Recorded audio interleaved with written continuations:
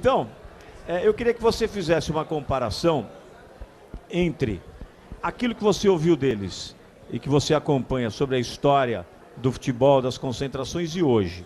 Você que é seguida por todos os grandes atletas, me diga uma coisa. Você acha que atrapalha ou não as redes sociais? E eu queria te perguntar, aqueles seus amigos que te confidenciam, se é que você pode falar, o que eles dizem do sexo antes do jogo? Bom, primeiramente, boa noite, amigos, Beto. Boa noite atletas, a todos. enfim. Boa noite a todos os assinantes do Band Esportes. Em primeiro lugar, eu não tenho acesso aos atletas, aos jogadores, porque eu não faço reportagem, eu fico dentro da redação, no estúdio, então eu não tenho essa ligação, esse contato com os jogadores. Em relação à época deles e à época de hoje, mudou muito tudo, né? Mesmo porque naquela época, como eles falaram, sinuca, baralho, hoje em dia a internet tomou conta. Mas se você for parar para pensar, hoje em dia a concentração também é mais rígida, mais rigorosa. Então eu acho que é o momento deles de se distrair. Acho que deveria também haver um pouco mais de interação entre os atletas. Você diz mais rigorosa pelo número de jogos, pelo calendário, porque hoje, só para te dar uma ideia, o Neymar hoje, eu não sei, Alex Miro, se tem a informação precisa, mas ele já jogou esse ano mais de 120 ou 130 jogos. Não. Impossível. Impossível. Impossível.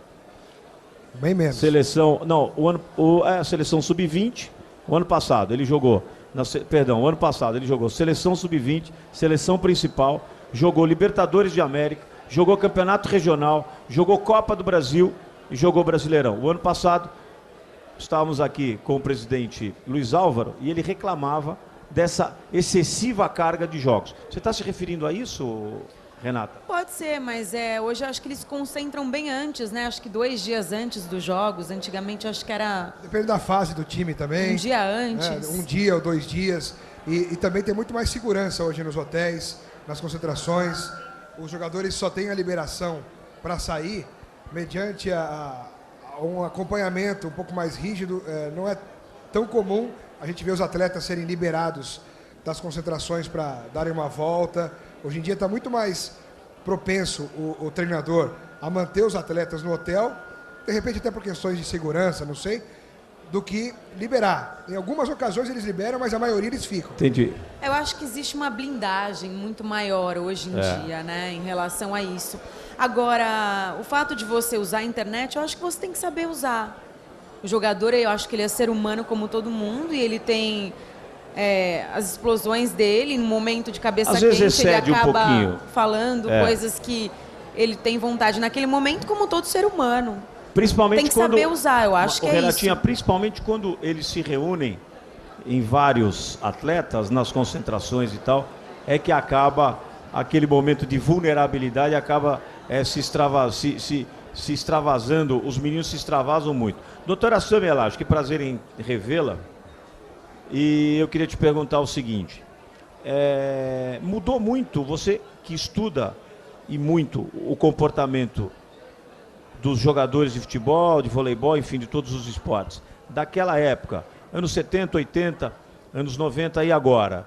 Quer dizer, que tipo de análise você pode fazer? E a gente está perguntando aqui sobre o sexo, evidentemente, e daqui a pouco a gente vai ter o Michael Leite falando dos dias de hoje. A gente teve o Pelé e a gente vai ter o Michael Leite falando dos dias de hoje. Que tipo de comportamento é ideal para manter o equilíbrio de um atleta? Bom, boa noite, Beto. É um prazer estar aqui de novo. Eu acho que é importante a gente pensar por que a concentração, né? Qual é o objetivo de uma concentração? E, na verdade, os atletas se concentram, o treinador ele propõe uma concentração para garantir um preparo ideal para um jogo, né? Então, assim, que o atleta consiga descansar, que o atleta se alimente adequadamente. Então, é isso que é o objetivo de uma concentração. Não é prender o atleta, não é privar do relacionamento com as pessoas que ele gosta, mas sim se preparar adequadamente. E essa questão de sexo ou não sexo, eu acho que é individual, mas talvez esse isolamento e a indicação de não tenha a ver com guardar energia, né? Então, eu acho que está mais voltada a essa questão dele se preservar, descansar, do que a outra coisa, né? Então, eu acho que é esse o objetivo. Olha, é engraçado isso, porque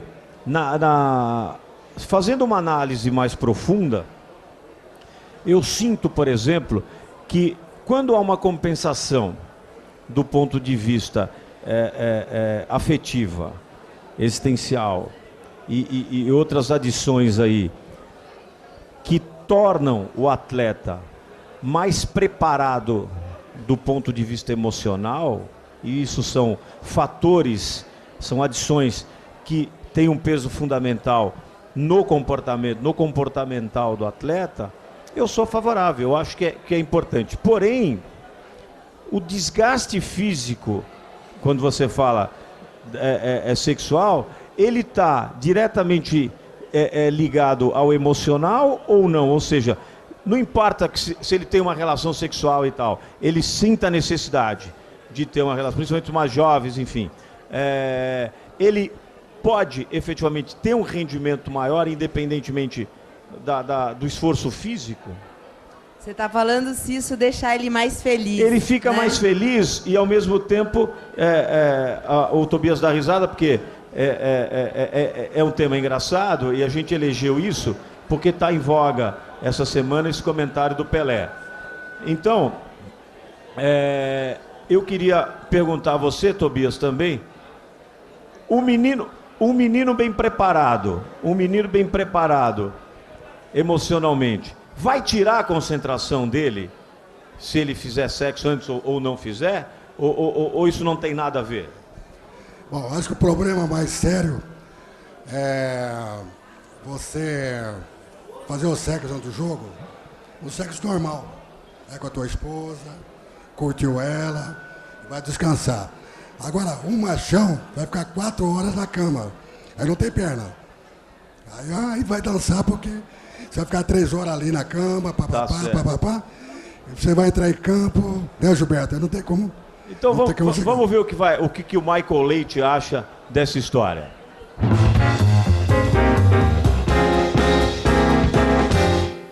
Sexo antes do jogo, você acha que atrapalha ou ajuda? Rapaz, não sei, não dá pra fazer, né? Estamos só ali concentrados, não tem como fazer nada, então acho que não ajuda, não atrapalha, faz nada. Eu acho que depois é importante. Então, se não atrapalha, também pode ser bom, né? Podiam liberar, o que você acha disso? Cara, sou suspeito no momento de falar, meu. Eu sei que depois do jogo é muito importante, viu, na vida de qualquer ser humano. Agora antes, não sei, não posso explicar isso não. Não rola antes do jogo? Rapaz, não tem como não, né? Trancado lá, concentração, lá com um monte de macho lá, é difícil, não tem como. Olhando com um monte de gente, cara feio, não dá nem vontade, né? Não, você tá louco, você fica até desanimado, né, meu?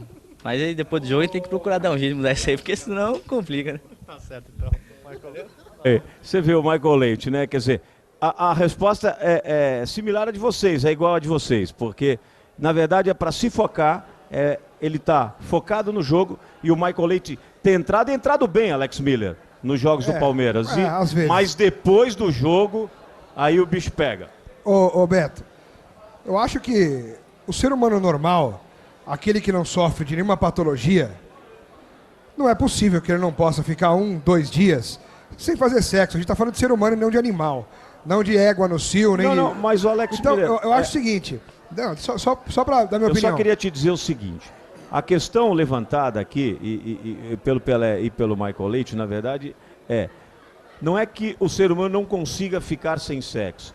A questão é, o sexo antes do jogo, ele pode melhorar o rendimento do atleta? Ele é benéfico ou não? Então, essa é a questão, entendeu? Então, até pelos ex-jogadores, pelo que o Michael Leite falou, acho que é uma coisa que aparentemente indifere, até porque não existe brecha para isso. Não daria para arrumar uma concentração com sexo. Não dá, né? Agora, o que eu acho... Só para você ter uma ideia, você foi para a Copa do Mundo, a Holanda... Eu ia falar sobre isso. Eu ia falar sobre isso. Aí eu acho o seguinte, em jogos numa temporada nacional, num Campeonato Paulista, Brasileiro, enfim, em que você joga e volta para casa e que a concentração é de 1 ou 2 dias, eu acho que não importa. Agora, se é uma competição que você vai ficar 1 mês se preparando, 40 dias, como é uma Copa do Mundo, uma Olimpíada, eu acho que poderia ser permitido, assim como o técnico da Holanda sabiamente permitiu, que os jogadores casados recebessem suas esposas no hotel. Não precisa dormir, não precisa passar a Copa do Mundo inteira com a esposa no hotel. Mas em determinados momentos, depois de cada jogo, por exemplo, liberar a entrada das esposas no hotel e os jovens que esperem a sua vez. Os solteiros que saibam aguardar a sua vez e que se segurem e que se casem e que façam as coisas direito. Essa é a minha opinião. Você não acha que isso pode desagregar, o Renatinha? Porque os casados é um bilhete premiado, né? Então vai para concentração. Podia fazer o contrário também. O jogador, em vez de receber o bicho, tem direito de levar a esposa na concentração no jogo seguinte. Mas eu acho que é uma questão que a gente quis levantar, até pela tua presença, Sammy, e ouvir. Quer dizer, houve o Michael Leite e os jogadores mais antigos,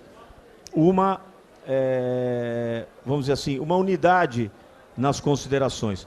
Qual é a sua opinião efetiva sobre isso? Você que treinou e treina uma seleção brasileira, e tanto de base quanto adulta, femininas, meninas, qual a opinião que as meninas têm? Porque a gente está falando muito de futebol.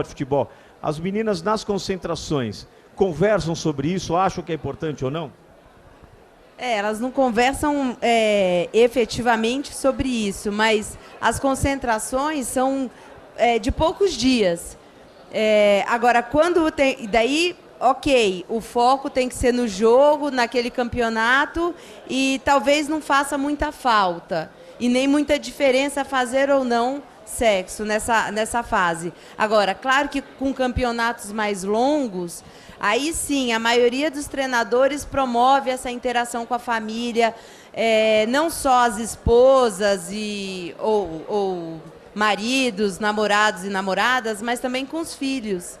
Geralmente se traz as famílias para as concentrações, para os hotéis, para o atleta ficar à vontade, ver quem ele gosta e ficar beleza. em paz. A gente levantou essa questão até para entrar agora no caso específico do Mário Fernandes e do Tevez.